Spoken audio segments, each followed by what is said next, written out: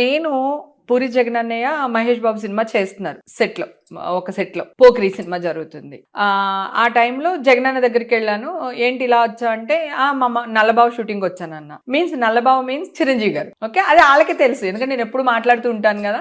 అవునా సరే రావే పోదామని చెప్పేసి అన్న చేసుకుని తీసుకెళ్ళిపోయాడు. మేము ఇద్దరు అలా నడుచుకుంటేలో చిరంజీవి గారు కనిపించారు.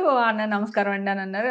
రా జగన్ కూర్చో అన్నారు. నేను ఆల్రెడీ ఆయన షూటింగ్ లోనే ఉన్నాను గనక నేను కూడా మామూలుగా కూర్చున్నాను. కూర్చున్న తర్వాత మా అన్న ఇలా కూర్చోవడమే హేమని ఏ షూటింగ్ వచ్చావని అడిగానండి. అడిగితే మా నల్లబాబు షూటింగ్ వచ్చారని చెప్పింది అన్నారు. ఇంకా నా గుండె అలా అయిపోయింది. నేను నల్లబాబు అనేది నా ముద్దు, నా పెట్టు పేరు చిరంజీవి గారికి. సో ఇప్పుడు చిరంజీవి గారు ముందు ఆ విషయం చెప్పేశారు. నేను వెంటనే సైలెంట్ గా ఇలా వెనక జరిగా, మామూలుగా కూర్చునేదాన్ని. నేను మరీ అంత నల్లగా ఉన్నానా హేమా అంటే? ఇప్పుడు నాగబాబు వచ్చి తెల్ల భావన, ఇప్పుడు పవన్ కళ్యాణ్ వచ్చి చిన్న భావన, నేను నల్ల భావన అని చెప్పేసి ఆయన బాగా వేసుకున్నారు. ఆ రోజంతా ఆడుకుంటానే ఉన్నారు.